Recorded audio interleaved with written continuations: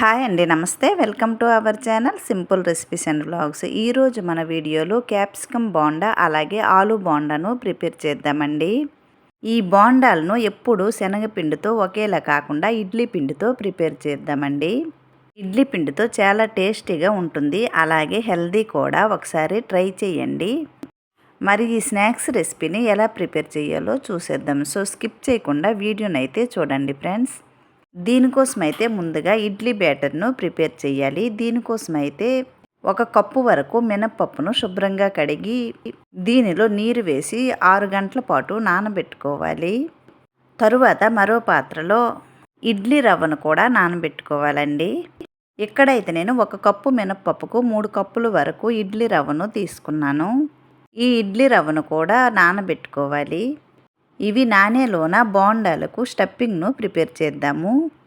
దీనికోసమైతే ముందుగా స్టవ్ పైన ప్యాన్ పెట్టి 2 స్పూన్ల వరకు ఆయిల్ వేయాలి. ఆయిల్ హీట్ అయిన తర్వాత దీనిలో 1 స్పూన్ జీలకర్ర, 1 స్పూన్ ఆవాలు, అలాగే కొద్దిగా కరివేపాకును వేయాలి. తరువాత దీనిలో సన్నగా తరిగిన ఉల్లిపాయలు, అలాగే పచ్చిమిర్చి, అలాగే సన్నగా తరిగిన అల్లంను వేయాలి. తరువాత దీనిలో 1 స్పూను వరకు పసుపు, అలాగే టేస్ట్కి సరిపడా ఉప్పు, అలాగే టేస్ట్కి సరిపడా కారంను వేయాలి. అలాగే 1 స్పూను వరకు గరం మసాలా పౌడర్ను వేయాలండి. ఇక్కడైతే నేను చికెన్ మసాలా పౌడర్ను వేశాను. ఇవి వేసిన తర్వాత ఒకసారి కలిపి దీనిలో ఉడికించుకున్న బంగాళదుంపలను వేయాలి. ఇక్కడ బంగాళదుంపలు ముందుగానే ఉడికించి పొట్టు తీసి పెట్టానండి. ఇలా బంగాళదుంపలు మెదిపి వేయాలి.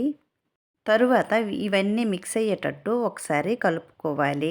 ఈ బంగాళదుంప పొడిని ఒక 10 నిమిషాల పాటు లో ఫ్లేమ్లో ఫ్రై చేసుకోవాలి. చూడండి, బంగాళదుంప అయితే ఫ్రై అయ్యిందండి. ఇప్పుడు దీనిలో మరింత టేస్ట్ కోసం పల్లీల పౌడర్ను 2 స్పూన్ల వరకు వేయాలి. మీకు ఇష్టపడితేనే పల్లీల పౌడర్ వేయండి, లేదంటే స్కిప్ చేసేయండి.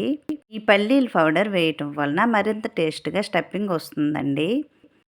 తరువాత దీనిలో కొద్దిగా కొత్తిమీర, అలాగే కొద్దిగా కరివేపాకును వేయాలి.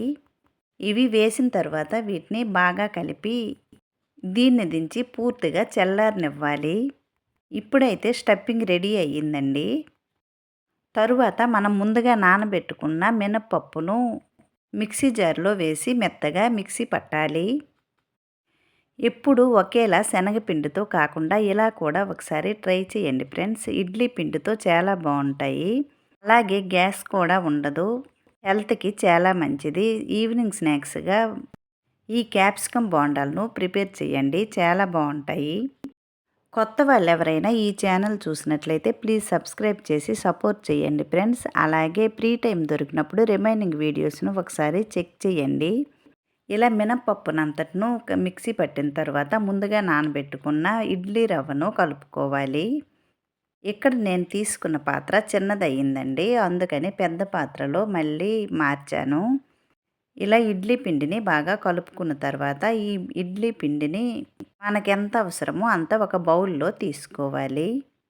తరువాత దీనిలో టేస్ట్కి సరిపడా ఉప్పు వేసి, అలాగే కొద్దిగా నీరు వేసి ఈ ఇడ్లీ పిండిని కలుపుకోవాలి. చూడండి, ఇడ్లీ పిండి ఇలా వీడియోలో చూపించిన విధంగా ఈ కన్సిస్టెంట్లో ఉండాలి.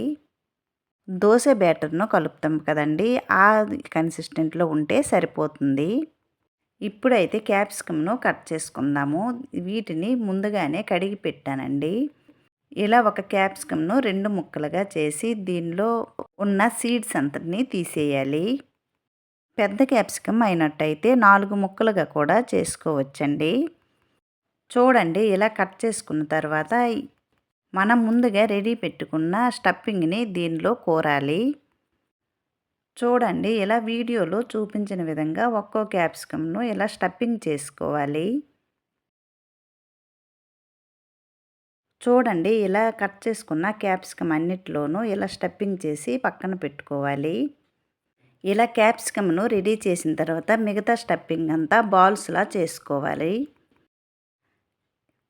ఇలా వీడియోలో చూపించిన విధంగా ఆలు బోండాకి ఎలా ప్రిపేర్ చేద్దామో అలా బాల్స్లా చేసుకోవాలండి. ఇలా అన్నిటినీ బాల్స్లా చేసుకొని వీటిని కూడా పక్కన పెట్టుకుందాము. తరువాత వీటిని డీప్ ఫ్రై చేయడానికి స్టవ్ పైన మరో పాత్రను పెట్టుకోవాలి. ఈ పాత్ర హీట్ అయిన తర్వాత దీనిలో డీప్ ఫ్రైకి సరిపడా ఆయిల్ను వేయాలి. ఆయిల్ హీట్ అయిన తర్వాత మనం ముందుగా రెడీ చేసి పెట్టుకున్న ఇడ్లీ బ్యాటర్లో ఈ క్యాప్సికమ్ను ముంచి ఈ వీడియోలో చూపించిన విధంగా ఆయిల్లో నెమ్మదిగా వేయాలి. ఇవి వేసిన తర్వాత స్టవ్ని మీడియం ఫ్లేమ్లో పెట్టుకోవాలండి. ఇవి ఒకవైపు కుక్ అయిన తర్వాత మరోవైపుకు త్రిప్పుతూ కుక్ చేసుకోవాలి. ఇలా చూడండి, కలర్ మారేంత వరకు డీప్ ఫ్రై చేసి వీటిని ఒక ప్లేట్లోకి తీసుకుందాము. అలాగే మిగతా క్యాప్సికమ్ అన్నిటినీ ఈ ప్రాసెస్లో చేసుకోవాలి. ఈ క్యాప్సికమ్ బోండాలన్నీ ఇలా వీడియోలో చూపించిన విధంగా ఒక్కొక్కటిగా వేసి వీటిని డీప్ ఫ్రై చేసుకోవాలి.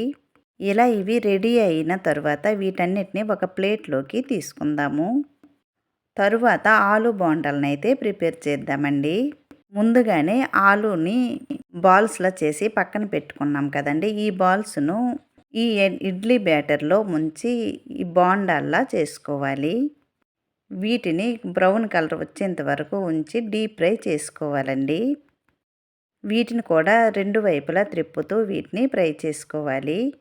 చూడండి, బోండాలు కూడా చాలా బాగా వచ్చాయి. వీటిని కూడా ఒక ప్లేట్లోకి తీసుకుందాము. ఇలా మిగతావి కూడా చేసి ఒక ప్లేట్లోకి తీసుకోవాలి.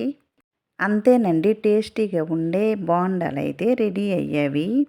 ఎవరైనా ఇంటికి గెస్ట్లు వచ్చినప్పుడు ఇలా ఒకసారి ప్రిపేర్ చేసి పెట్టండి ఫ్రెండ్స్, చాలా బాగా ఇష్టపడతారు. ఎప్పుడు ఒకేలా కాకుండా ఇలా ఇడ్లీ పిండితో ట్రై చేయండి. వాళ్ళకి కొత్తగా తిన్నట్టు కూడా ఉంటుందండి. చూడండి, ఇక్కడ బోండాలు అయితే చాలా బాగా వచ్చాయి.